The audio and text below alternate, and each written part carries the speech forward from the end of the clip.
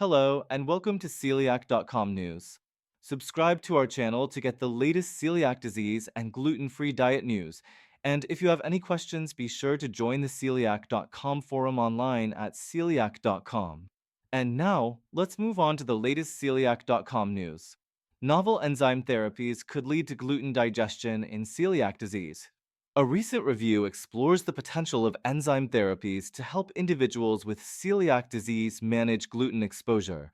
The study focuses on the challenges of developing effective enzyme treatments and highlights the importance of exopeptidases, a type of enzyme that could play a key role in breaking down gluten peptides.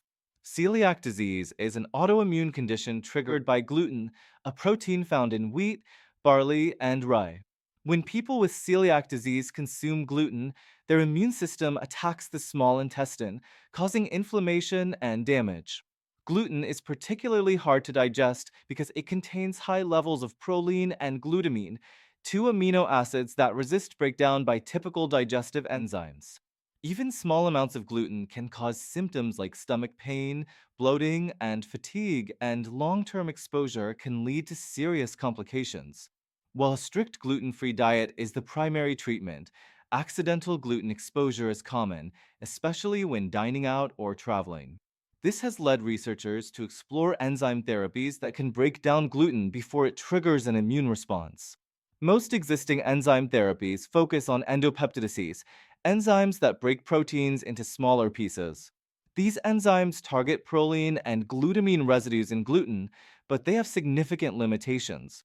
One major issue is that endopeptidases don't mix well with food in the stomach, reducing their effectiveness.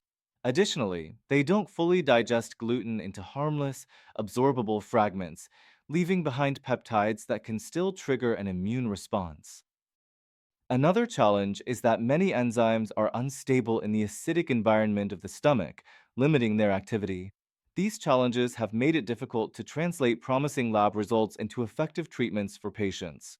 The study highlights exopeptidases as a promising alternative or complement to endopeptidases. Unlike endopeptidases, which cut proteins into smaller pieces, exopeptidases systematically trim peptides from one end to the other, breaking them down into absorbable fragments.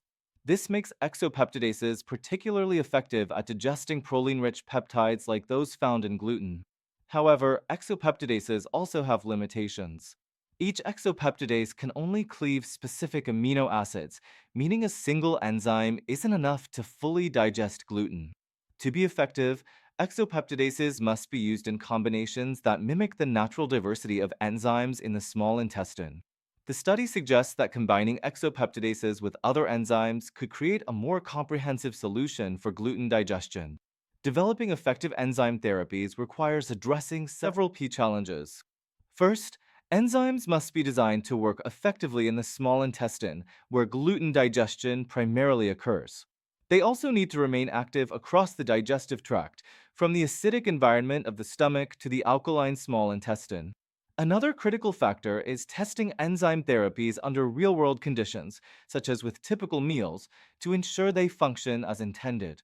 The study emphasizes the importance of considering digestive physiology and drug delivery methods when designing enzyme therapies.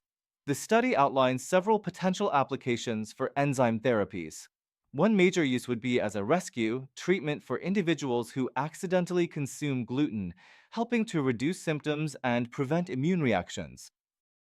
Patients with refractory celiac disease, those who do not fully respond to a gluten-free diet, could also benefit from enzyme supplementation, particularly if they have lost key digestive enzymes due to intestinal damage.